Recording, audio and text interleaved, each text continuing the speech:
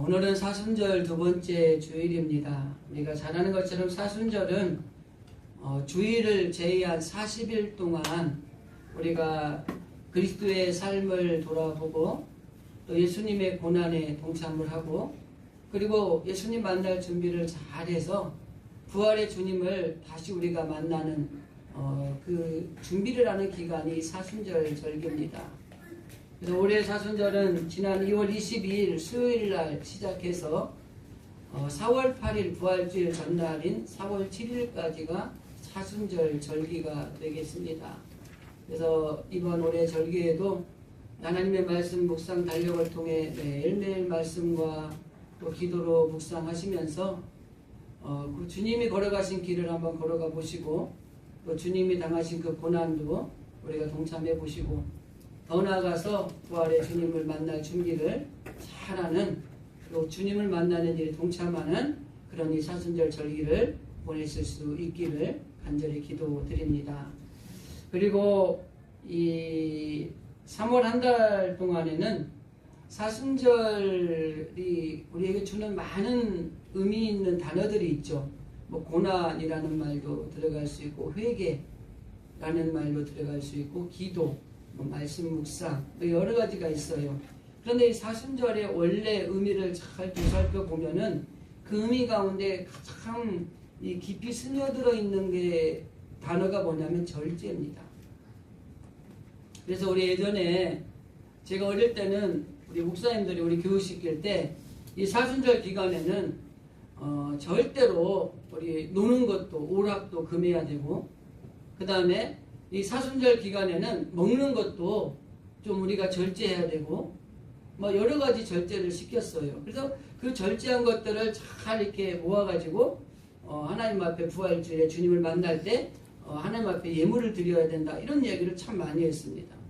그래서 이 과자를 그때 제가 어릴 때 100원짜리 과자가 꽤 컸거든요. 그거를 사 먹을 거를 두 번 사 먹을 걸 한 번만 사 먹고 그거를 아껴서 부활주일날 헌금을 했던 기억이 있어요. 이 절제가 굉장히 이 사순절 부활 이 절기하고는 많이 관련이 있다고 하는 것입니다. 그래서 이 절제라는 이 말의 의미를 우리가 해석할 때 여러 가지가 있을 수 있습니다. 사전적인 의미로는 알맞게 조절하는 것. 이게 넘치지도 않고 부족하지도 않고 알맞게 조절하는 것이 절제하는 것입니다. 윤리적으로는 방종하지 않도록 감성의 욕구를 이성으로 통제하는 겁니다. 너무 감성적으로 빠지지 않도록 이성적으로 정확하게 판단해서 끊어줄 건 끊어주고 좀 가질 건 각오해야 되는 거예요. 신앙도 마찬가지예요. 너무 막 신비주의로 빠지면 잘못하면 이단에 빠질 수가 있고요. 너무 이 교리적으로 빠지면은 사람을 정죄하는 바리새적인 신앙을 가질 수 있어요. 그래서 우리가 윤리적으로 볼 때 사람이 방종하지 않도록 좀 이렇게 통제를 해주는 거죠. 그게 사전적, 윤리적인 의미로 절제입니다. 그럼 기독교적인 의미로 절제는 어떤 것을 이야기하느냐? 기독교적인 의미로는 첫째는 하나님을 두려워하는 겁니다. 그리고 두 번째는 그 하나님 앞에서 우리의 행위를 알맞게 조절하는 겁니다. 그리고 세 번째는 하나님을 중심으로 그가 기뻐하시는 행위를 실행하는 겁니다. 이게 절제의 기독교적인 의미라고 할 수가 있는 것이죠. 그러니까 세상적으로 봐도 너무 넘치거나 그러면 안 되는 거예요. 윤리적으로 봐도 우리가 방종하지 않는 그 선도 안에서 절제하게 좀 통제하는 게 필요한 거예요. 그러나 신앙적으로는 첫째는 하나님을 두려워할 줄 알고 그 하나님 앞에서 우리를 잘 조절해서 하나님이 기뻐하시는 행동을 하는 것, 이게 바로 우리가 절제가 가지고 있는 기독교적인 의미라고 하는 것입니다. 그래서 이 절제 운동하고 우리 기독교하고는 불가분의 관계를 가지고 있어요. 이 초대 교회에서 이 사순절 기간에 절제를 강조할 때 어떻게 했냐면 식사를 할 때에 하루에 저녁 전 한 끼만 하는 거예요. 사순절 기간에는. 그리고 육류라든지 유제품이라든지 이런 것들도 금지를 했어요. 화려한 옷을 입는 것도 금지를 했고 많은 것들을 금지를 했습니다. 그리고 권장한 게 두 가지가 있어요. 첫째는 예배에 참여하는 걸 권장을 했고 두 번째는 말씀과 기도로 경건 생활하는 것을 이 권장을 했어요. 그래서 이 사순절 기간에는 하나님 앞에 예배하며 말씀과 기도로 우리의 경건 생활을 잘 지켜나가는 것이 사순절 절기에 우리가 해야 될 모습이라고 하는 겁니다. 그래서 저는 이 사순절 기간이 되면 사순절 묵상 달력을 통해서 먼저 말씀으로 묵상하고 그 말씀을 붙들고 기도하고, 그래서 우리가 철저하게 하나님을 중심으로 하나님 앞에 나와서 예배하는 삶을 살아가는 것이 중요하다는 것들을 실천하는 그런 행사 또는 프로그램을 진행하고 있는 것입니다. 그래서 우리가 예배에 참석하는 것과 또 말씀과 기도를 권장하는 경건의 삶을 살아가야 될 것을 권장하는 것은 이 사순절기의 중요한 요소라고 하는 겁니다. 그래서 이제는 우리 성도들도, 영상을 통해 예배를 드리는 분들도 이제는 이 사순절 절기를 맞이해서 사순절 절기에 권장하는 예배에 하나님 앞에 나와서 참석해서 예배를 드리는 일과 말씀과 기도를 통한 경건 생활을 권장하는 이 일들에 동참하는 심정으로 이제는 사순절 절기를 기준으로 우리가 하나님 앞에 나와서 예배하는 일에 우리 결단하실 때가 된 거예요. 절제운동은 기독교와는 불가분의 관계를 가지고 있습니다. 초기에 선교사들이 우리나라에 들어왔을 때 이 경제적 궁핍을 이겨내기 위해서 처음에 우리에게 시도했던 게 뭐냐면 근검 전략입니다. 근검 전략해야 된다는 거예요. 아껴야 된다고 하는 것입니다. 그래서 우리 옛날 어른들은요, 이 사상이 굉장히 강하게 뿌리내리고 있어서 이 아끼는 게 몸에 배어 있어요. 요즘 젊은이들하고는 달라요. 우리 교회만 봐도 우리 권사님들 연세 되신 분들은 이 아끼는 게 몸에 배어 있어요. 근데 우리 젊은이들은 안 그래요. 이거 뭐 쓰다가 안 되면 버리면 되지, 다시 사면 되지, 이러는 거죠. 이 먹는 것도 우리 얼마나 힘들게 살았습니까? 그죠? 근데 요즘 애들한테 그런 얘기 해보세요. 아이고, 왜 그런 쌀이 없으면 라면 끓여 먹으면 되지, 짜장면 시켜 먹지, 이렇게 얘기한다니까요. 이게 다 달라진 거예요.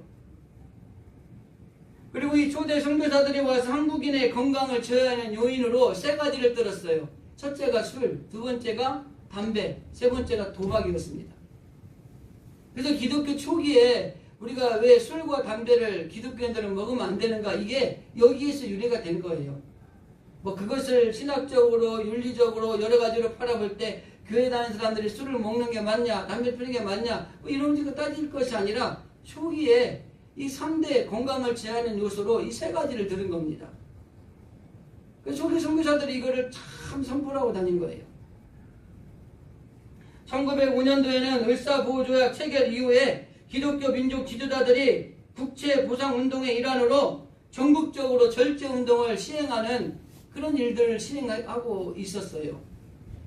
그리고 1924년 8월 28일에 조선 여자 기독교 절제연합회가 이화학당에 창설이 됩니다. 그리고 그때 초대회장이 유각경이라는 여자분이세요. 그래서 이 한국교회, 특별히 이 교회라고 하는 것은 이 절제운동하고는 굉장히 연관이 되어 있습니다. 그래서 아까 말씀드렸던 사전적인 절제운동이든 윤리적인 절제운동이든 기독교적인 의미의 절제운동이든 중요한 건 이 교회는 절제운동을 하는 거에 아주 깊은 뿌리가 있다는 것을 우리들이 알고 있어야 된다고 하는 것입니다. 우리가 잘 아는 초대 중세의 철학자하고 사상가였던 아우구스티누스라는 분이 있어요. 이분이 절제에 대해서 이런 말을 합니다. 자신을 하나님 앞에서 온전하게 그리고 썩지 않게 보존하는 사람, 이것이 바로 절제다. 그리고 더 나아가서 절제는 육체적인 기쁨과 인간의 연합하는 것을 경멸하고 하나님께로 돌이키게 하는 것, 이게 절제다, 이렇게 이야기를 합니다. 그러니까 우리가 절제는 아끼는 것이라고 하는 사전적인 의미를 넘어서서 신앙적이고 기독교적이고 신학적인 부분에서 보는 관점은 뭐예요? 하나님께 돌아가는 것, 세상의 인간적이고 유혹한 것들에서 이것을 벗어버리고 하나님께 돌아가는 것, 이게 절제라는 것입니다. 그래서 우리는 철저하게 오늘 이 사순절 절기를 보내면서 그리스도인들이 특별히 교회와 관련된 절제와 연관 뗄래야 뗄 수가 없는 이런 관계를 가지고 있다는 것들을 기억을 하면서 사순절 기간에 내가 이 절제 훈련 혹은 절제 운동을 통해서 정말 우리가 기독교적인 또 윤리적인 그리고 세상적인 이 절제를 우리가 실천하는 우리 성도가 되어야 되겠다, 이런 마음들을 가지고 이 한 달을 살아가실 수 있기를 바랍니다. 자, 그러면 절제가 무엇일까? 절제는 첫째는 이 사람의 덕목이라는 것입니다. 그리스도인들이 이 이전에 사람에게 절실하게 요구되는 전목 중에 하나가 이 절제라고 하는 것입니다. 헬라 사람들은 그 사람들이 지켜야 될 4대 덕목을 정해가지고 지키면서 생활을 했어요. 그 4대 덕목이 뭐냐면 지식, 용기, 정의, 그리고 절제입니다. 그래서 헬라 사람들은 공부를 참 많이 했어요. 정의로웠습니다. 용기가 있었어요. 그리고 그들은 철저하게 절제하는 삶을 살아가는 사람들이었다고 하는 것입니다. 그래서 이 당시의 어른들은 그 아테네 이 헬라의 청년들한테 2가지를 요구를 했답니다. 첫째는 너 자신을 알라. 소크라테스가 한 말이죠, 그죠? 두 번째는 내 자신을 다스리라는 것입니다. 여기 자신을 다스린다는 말은 다른 말로 말하면 절제하는 삶을 살아야 된다라는 것을 이야기하는 겁니다. 우리가 자신을 아는 것이 얼마나 중요한지 몰라요.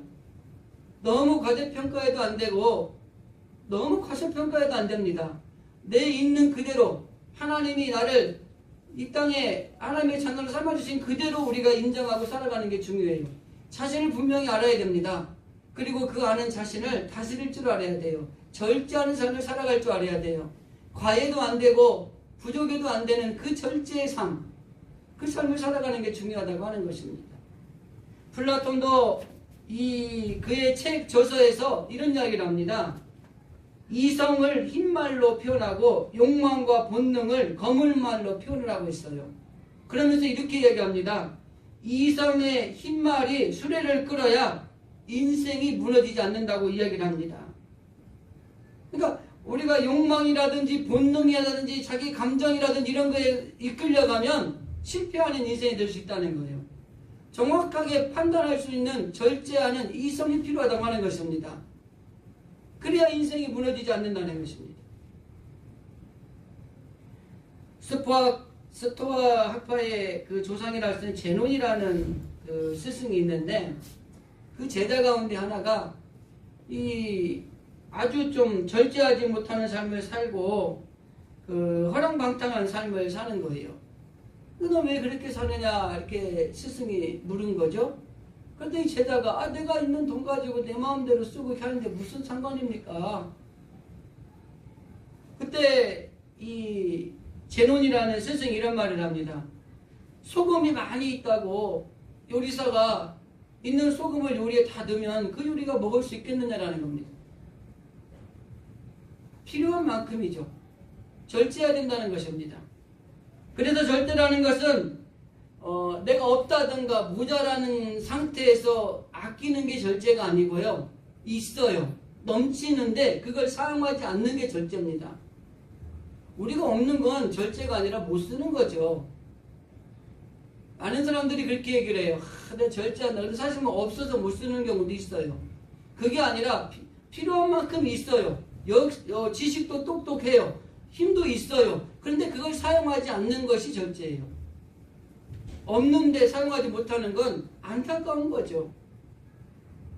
그러니까 우리가 가졌다고 마음대로 쓰는 건 잘못된 거라는 것입니다. 적절하게 조절해서 사용할 줄 알아야 된다는 거예요. 아무리 많은 소금이 있어도 필요한 양만 넣어야 감칠맛 나는 음식의 맛이 탄생을 하는 거예요. 조금만 더 넣어도 짠 거예요. 조금만 덜 넣으면 싱겁다고 야 소금 좀 가져와라 이렇게 소리치는 거예요. 조절을 잘해서 절제한 가운데 적절한 만큼을 사용하는 게 필요하다는 것입니다. 바울이 벨릭스 총독 앞에서 강론을 합니다. 사도행전 24장에 보면은 바울이 의와 절제와 장차 오는 심판을 강론하니 벨릭스가 두려워서 대답하되 시방은 가라. 내가 틈이 있으면 너를 다시 부를 것이다. 이렇게 이야기를 합니다.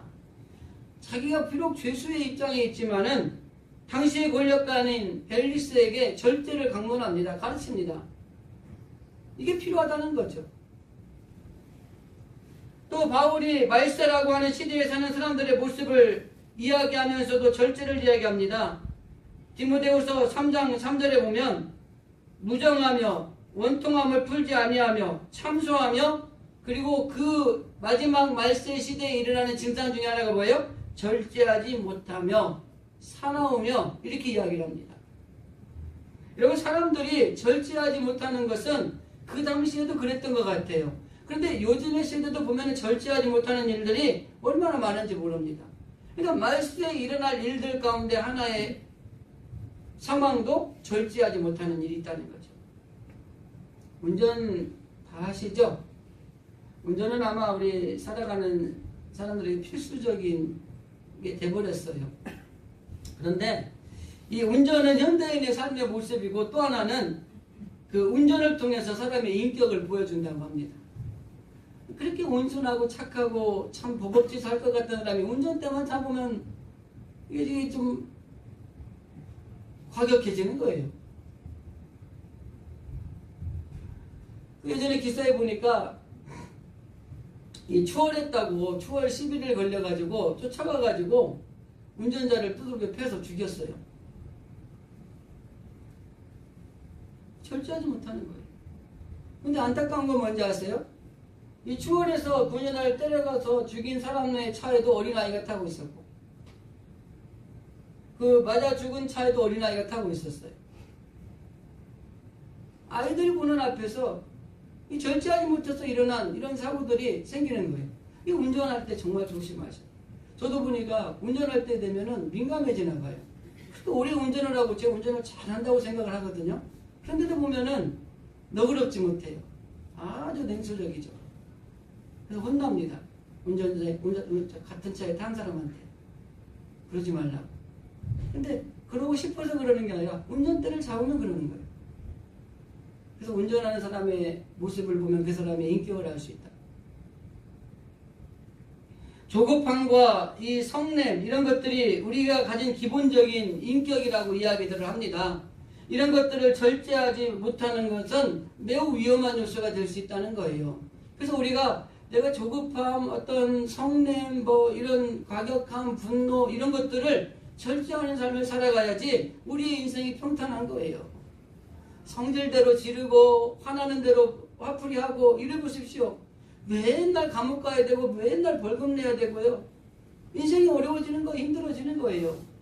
다 절제하고 사는 겁니다. 그러니까 이 사회가 돌아가는 거죠. 가끔 이런 분들이 나타나서 그렇지만 바울이 고린도 교인들에게 편지를 쓰면서 절제를 이야기합니다. 고린도서 9장 25절에 보면은 이기기를 다투는 자마다 모든 일에 절제하나니 그들은 썩을 승리의 관을 얻고자 하되 우리는 썩지 아니할 것을 얻고자 하노라. 세상에서도 승리하는 삶을 살기 위해서는 절제해야 된다는 거예요. 여러분 성질 많이 내는 사람들이 손해봅니다. 그런데 세상 사람들이 절제하는 이유는 뭐예요? 썩을 것들을 얻기 위해서 그나마 절제하는 삶을 살아야 그것도 얻는다는 거예요. 그런데 우리는 하나님을 믿는 우리들은 영원한 것, 썩지 아니할 것을 얻기 위해서 절제해야 된다고 하는 것입니다. 그래서 아까 사전적으로 말하는 알맞게 조절하든지 윤리적으로 말하는 방종하거나 아니면 우리가 알맞게 살아가도록 조절을 하며 살아가야 되는 그런 것들이 아니라 하나님을 두려워하고 하나님 앞에서 내가 어떻게 살아야 될까를 잘 조절해서 하나님이 기뻐하시는 그런 일들을 하며 살아가는 이런 절제의 삶을 살아가는 게 필요한 거예요. 이게 바로 썩어질 것을 얻는 세상이 주는 승리가 아니라 썩지 아니할 것을 주시는 하나님이 주시는 승리예요. 우리 그리스도들은 그 승리를 맛보기 위해서 절제하는 것입니다. 이처럼 절제는 우리 사회를 지탱하는 중요한 요소가 되는 것입니다. 더 나아가서 자기의 마음을 다스릴 수 있는 이것이 아주 중요한 거예요. 솔로몬은 잠언에서 이야기하고 있잖아요. 자기 마음을 다스리는 자는 성을 빼앗는 자보다 낫다. 여러분 성을 빼앗는 게 대단한 일이죠. 그런데 자기 마음 다스리는 것보지 그게 더 크다는 거예요. 여러분, 우리가 마음을 다스리지 못해서 손해보는 일들이 얼마나 많았는가 모릅니다, 사실은. 저도 인생을 이설구를 하면서 돌아보면서 내가 나를 다스리지 못해서 손해본 일이 뭐가 있나 했더니 많이 있더라고요. 물질적인 손해, 정신적인 손해, 영적인 손해 다 있었더라고요. 그러니까 우리가 이 마음을 다스리는 것이 얼마나 중요한지 모르는 거예요. 옛날 어른들이 말했던 것처럼 한 번 말하려면 3번 생각을 하는 게 그게 참 진리입니다. 진리. 절제하는 마음이 사회를 아름답게 만드는 중요한 법칙입니다. 사람의 덕목 가운데 이 절제는 굉장히 중요한 요소라고 하는 것입니다. 두 번째 절제는 뭐냐면 성령의 열매라고 말합니다. 성경에서. 갈라디아서 5장 23절에 보면 우리가 잘 아는 성령의 9가지 열매가 나오죠. 그 9가지 열매를 이 갈라디아에서는 이렇게 말합니다. 사랑과 희락과 화평, 오래 참음, 자비, 양선, 충성, 온유, 절제니라 이렇게 이야기를 합니다. 그리고 이 같은 것을 금지할 법이 없다. 그러니까 이 성령의 9가지 열매를 하나님을 믿는 그리스도인들이 맺는 데 있어서 금지할 자가 없다는 겁니다. 우리는 이걸 맺어야 되는 것입니다. 그런데 절제가 어디에 있냐면 맨 마지막에 있어요. 그럼 왜 절제를 맨 마지막에 놨을까요? 사랑이라는 성령의 열매를 맺었어도 그 성령의 열매를 사용함에 있어서 절제하지 못하면 그 사랑의 열매가 빛을 발하지 못할 수 있는 거예요. 희락이라고 하는 성령의 열매가 있어도 그 희락이라는 것에 대해서 절제하지 못하면 그 희락이 오히려 해를 끼칠 수도 있는 거예요. 그래서 모든 성령의 열매를 하고 마지막에 절제로 문을 닫는 겁니다. 그래서 우리가 모든 하나님이 주시는 은사도 있고 하나님이 주시는 능력도 있고 하나님이 주신 모든 것들이 있지만 그것을 절제하면서 잘 조절해서 하나님 앞에 잘 사용되어지도록 우리가 그걸 사용하는 것이 그게 영광을 돌리는 삶을 살아갈 수 있다고 하는 것입니다. 아까 말씀드렸던 것처럼 고린도전서에는 절제에 대한 이야기를 참 많이 합니다. 7장에 보면은 육체적 욕망을 제어하는 것으로 표현을 하기도 하고, 그리고 아까 읽었던 9장에서는 악한 것들을 이길 수 있는 것의 근원으로 이야기를 하기도 합니다. 그리고 절제를 투기와 또 술 취함과 방탕함과 대조되는 성령의 역사로 표현하기도 합니다. 그래서 절제는 인간에게는 한계가 있어요. 우리가 절제해야지 라고 한다고 절제가 되는 게 아니라 성령님이, 하나님이 해 주셔야 가능한 거라고 하는 것입니다. 그래서 성령의 열매인 거예요. 우리가 하나님 앞에 믿음으로 살아갈 때 그 절제 열매가 맺어져서 내가 절제를 해야 되겠구나, 참아야 되겠구나, 조절해야 되겠구나, 그게 되는 게 아니라 하나님이 해주셔야 되는 거예요. 그래서 성령의 열매라고 하는 것입니다. 사람들이 이 성령의 열매인 절제를 얻지 못하는 이유들이 몇 가지가 있어요. 첫째는 자신의 약함을 인정하지 않습니다. 성령의 열매인 절제가 우리 가운데 맺어지기 위해서는 자신의 약함을 인정하는 게 필요해요. 제가 늘 말씀드리는 것처럼 나는 아무것도 할 수 없습니다. 하나님이 해주셔야 됩니다. 이런 자세가 우리에게 신앙의 고백으로 필요하다고 하는 것입니다. 그래서 스스로 힘으로 절제할 수 있는 것이 아니라 하나님이 해주셔야 됩니다라고 하는 이런 솔직하게 나는 약하다는 걸 인정해야만이 이 성령의 열매인 절제가 우리 가운데 맺어지게 된다고 하는 것입니다. 그리고 절제하지 못하는 또 한 가지 이유는 과거의 실패에 과장하고 자신을 포기하기 때문에 그래요. 해도 안 되는데 다 해봤잖아, 이런 이야기들입니다. 여러분, 실패를 할 수 있어요. 실패는 성공의 어머니라고 그러잖아요. 그리고 우리가 고난 중에 그 고난을 통한 하나님의 영광이 우리에게 온다고 그러잖아요. 그러니까 너무 우리가 실패했거나 우리가 잘 안 된 것들에서 과장하거나 너무 일찍 포기해버리는 것들 때문에 우리는 이 열매를 맺지 못한다고 하는 것입니다. 그리고 한 가지 더, 이 절제, 이 열매를 맺는 데 실패하는 이유는 아까도 앞에 나왔던 것, 감정을 극복하지 못하고 감정의 노예로 살아가기 때문에 그래요. 감정의 지배를 받으면 절제할 수 없는 것입니다. 그래서 사람들이 조금 더 이야기할 때 그래요. 야, 우리 이성적으로 생각해보자 라고 이야기하는 거예요. 감정으로 폭발하면은 될 일도 안 되는 거예요. 그래서 아까 말한 대로 이성적으로 통제해서 사람이 잘 갈 수 있도록 해주는 것들이 이게 절제의 의미라고 그랬잖아요. 우리가 말할 때도 그래요. 누가 막 흥분하고 그러면 좀 감정을 추스리고 우리 이성적으로 잘 생각해 봅시다. 이렇게 얘기하는 거죠. 추스릴 줄 알아야 돼요. 그래서 절제의 힘을 얻기 위해서는 하나님의 도움이 필요하다. 성령의 열매다. 내 스스로 절제한다는 것은 힘들다. 하나님이 우리를 통해서 역사하시고 도우셔서 그 절제 열매를 맺게 하여 그 절제를 통해서 우리가 이거를 이겨낼 수 있다라는 것들을 인정하는 게 중요하다고 하는 것입니다. 한 가지만 더 말씀드리면 절제는 신앙의 성숙입니다. 이 신앙생활에 가장 중요한 것을 가지라면 믿음을 이야기하죠. 믿음이 필요하죠. 근데 이 믿음은 있는 사람이 구원을 얻게 되는 거죠. 믿음이 없이는 구원받을 수가 없는 거죠. 이 믿음을 통해 구원을 얻게 되는 거죠. 근데 이 믿음을 가지고 있는 사람들에게 필요한 것이 뭐예요? 오늘 우리가 읽은 본문에 등장하는 말씀입니다. 믿음의 덕을, 덕의 지식을, 지식의 절제를, 절제의 인내를, 인내의 경건을, 경건의 형제 우애를, 형제 우애의 사랑을 공급해라 라고 말했어요. 그러니까 믿음이 있는 것까지 와 있는 사람은 이제는 구원받은 하나님의 자녀이기 때문에 그 다음에 덕, 지식, 절제 뭐 이런 것들을 쭉 해서 공급해 나가는 게 필요하다고 하는 것입니다. 그래서 이 절제라는 것은 신앙의 성숙의 표현 중에 하나가 절제입니다.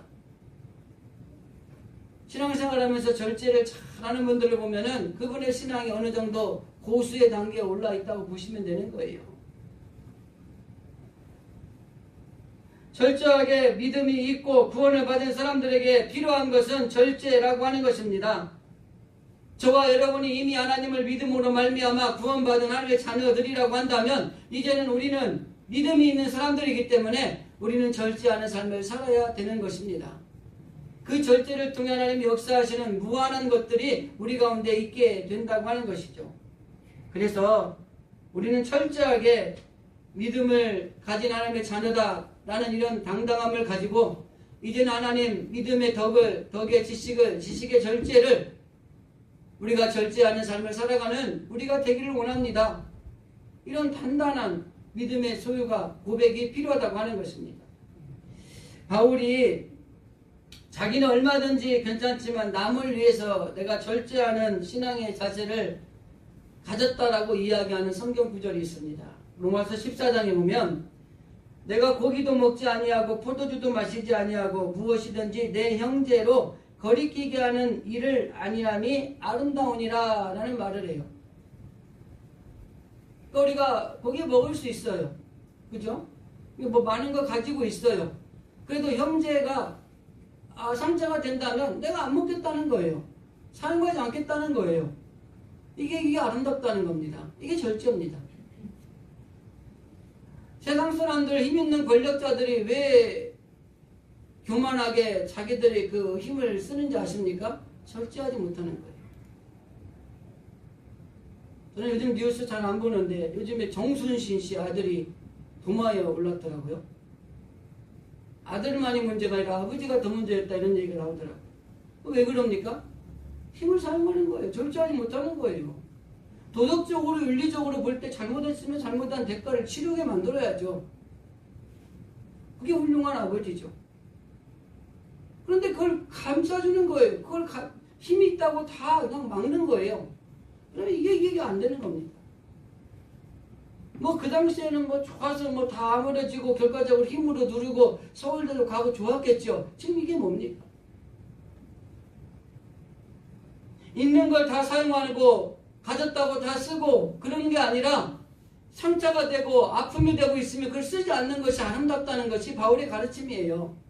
상대방, 이웃, 형제, 자매, 교회 안에 있는 성도들이 내가 있는 것들로 인해서 상처를 받을 수 있고 어려움을 당할 수 있다면 나 그거 쓰지 않겠다는 거예요.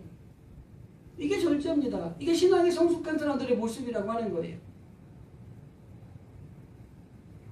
남을 위한 자기 통된 이 절제는 신앙이 성숙한 사람만이 가능한 덕목이라고 하는 것입니다. 그래서 우리는 신앙의 성숙을 위해서 절제하는 삶을 살아야 된다고 하는 것입니다.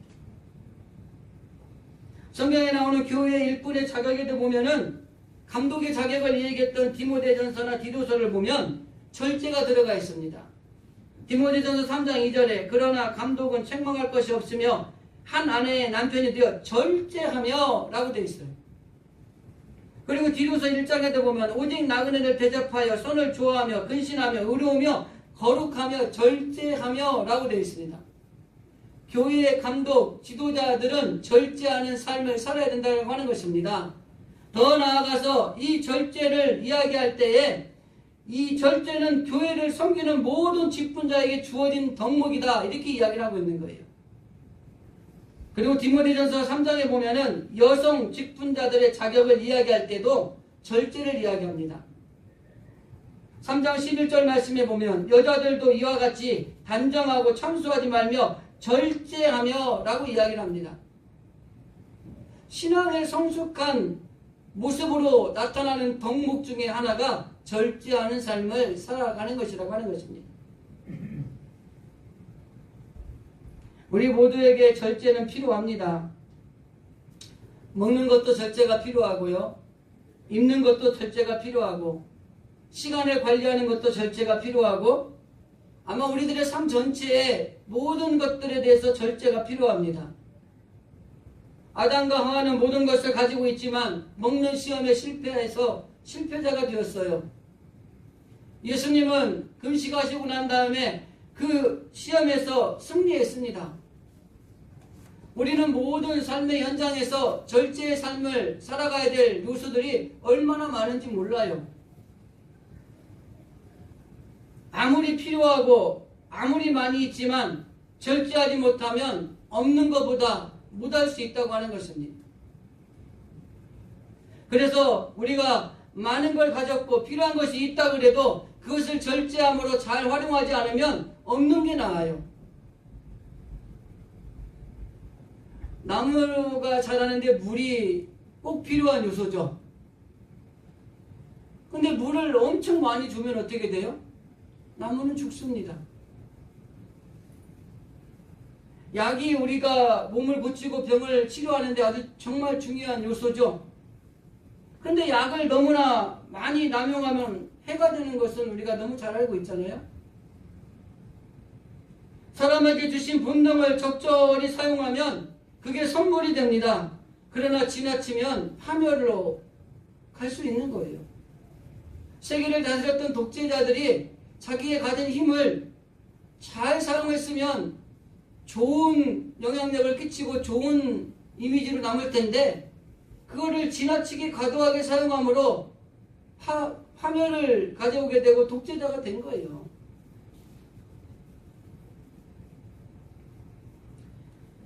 그러므로 우리에게 주어진 모든 면에서 절제해야 한다는 것입니다. 칼 제이 프린스라고 하는 이분이 스웨덴이나 캐나다로 오가며 행정관으로서 아주 명성을 얻었던 분인데 이분이 99세 생일을 맞이해서 인터뷰를 했습니다. 한 기자가 와서 이렇게 물어봅니다. 오래 사는 비결이 뭡니까? 그랬더니 이분이 한 가지는 절대적인 진리가 있는데 그것은 절제입니다. 그리고 또 한 가지 덧붙일 수 있는 것은 하나님의 마음과 생명을 다 바쳐 사랑하는 것입니다. 이게 오래 살 수 있는 비결이에요.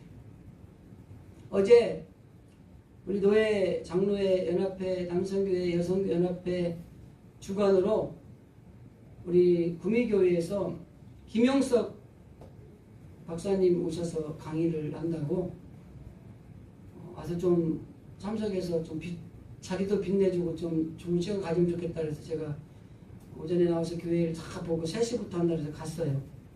104살이시라고 그러더라고요. 그분이 여러 가지 강의를 했어요. 코로나 이후에 한국교회 뭐 이런 얘기도 하고 하는데, 제가 하나 이게 제 마음에 들어오는 이야기 중에 하나가 뭐냐면, 참으로 힘들고 고난의 삶을 살았대요. 그분이. 그런데 그 고난을 이길 수 있던 게 뭐였냐면 사강이었다라는 말을 하더라고요. 자기가 30년 정도는 많은 사람들로부터 이게 배우는 지식을 얻고 성장해 나가는 과정이었대요. 30에서 65세 은퇴를 했는데 그 65세까지는 내가 받은 것들을 제자들이나 모든 이들에게 다 갚는 시간이었대요. 그리고 대부분이 65세가 되면 은퇴를 해서 이제 집에 가서 쉬어야 될 텐데, 아니 이제 뭐 해야 될 것인가 그랬더니 하나님 앞에 기도하는데 하나님이 기도하는 중에 이렇게 얘기하더래요. 내가 너에게 건강을 줄 테니까 너는 내 일을 해라 그러더래요. 가지고 그 김영석 박사님하고 세 분이 아주 친한 친구분이 있는데 그분들이 모여가지고 그랬대요. 우리가 80세까지는 우리가 그러면 이 일을 하자. 가지고 80세까지 그 일을 하셨대요. 그래서 많은 일을 했는데 그때 한 일이 자기가 그 앞에 한 일보다 더 많은 일을 했대요. 그러면서 80세가 됐는데 이 사람들이 다 살아계신 거야. 유명하신 분들인데 우리 10년만 연장하자. 가지고 90세까지 계속 하나님이 내가 너에게 건강 줄 테니까 너는 내 일을 해라 하는 그 일을 해왔다는 거예요. 그리고 95세쯤 되니까 육체적으로 힘들더래요. 그리고 그 중에 이제 한 친구는 또 천국 가고, 97세까지만 내가 뭐 일을 해야 되겠다 그러고 하다가 95세가 넘으니까 이런 생각이 들더래요. 이젠 갈 때까지 가보자. 지금 104세신데 조선일보, 동아일보, 중앙일보 논설 계속 게재하고 계신대요. 그러면서 하시는 말이, 교회가 자기가 교회 가서 신앙 안에서 예배를 드리고 믿음을 가지기도 했고, 조만식 장로하고 안창호 선생이 강연이겠죠? 뭐 강연하는 걸 들었을 때하고 차이를 느꼈다는 거예요. 교회를 갔더니 교리를 가르치더라는 거예요. 근데 이 양반들이 이야기하는 건 진리를 이야기하더라는 거예요. 그래서 앞으로 교회는 교리도 중요하지만 진리가 있어야 된다는 얘기를 해요. 그리고 그 진리를 가르치는데 그 진리를 가지고 뭘 해야 되느냐? 하나님의 나라를 세우는 일을 해야 된다는 거예요. 근데 대부분이 교회가 교회 안에서만 일을 한다는 거예요. 근데 그분이 얘기하는 건 조만식 장로나 도선 안창호 선생이 강연한 거에서 느낀 거는 진리를 가르치니까 하나님의 나라를 위해서 일하는 정치인들이 만들어지고 기업인들이 만들어지고 사회인들이 만들어져서 교회에서 일하는 것보다 하나님의 나라를 생각하는 정치인들이 세워져야 되고 기업인들이 세워져야 되고 이게 세워져야 된다는 거예요. 그래서 이 사람들이 결국 어디에요? 다시 교회로 돌아와서 하나님께 영광을 돌리는 복음의 사역을 해야 된다는 거예요. 그래야지 나라와 민족이 산다는 얘기를 하더라고요. 어제 도전받았습니다. 저도 가끔 비슷한 얘기, 우리끼리 잘 되는 게 아니라 정말 이 나라가 잘 돼야 되고 이 민족이 잘 된다는 얘기를 하지만 그거예요. 그거. 하나님의 나라를 향한 이 진리를 가지고 하나님의 나라를 향한 이루는 일에 대해서 우리가 쓰임받기 위해서 정치적으로 정치인도 나와야 되고 기업인도 나와야 되고 사회 운동가도 나와야 된다는 거예요. 그들이 하나님의 나라를 위해서 일을 해야지 나라와 민족이 산다는 거예요.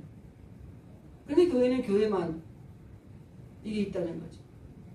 다시 돌아와서 이런 절제의 삶을 살아가는 것이 필요한 것 중에 하나가 사랑이라고 하는 것입니다. 말씀을 정리하겠습니다. 우리의 삶을 알맞게 조절하는 게 필요합니다.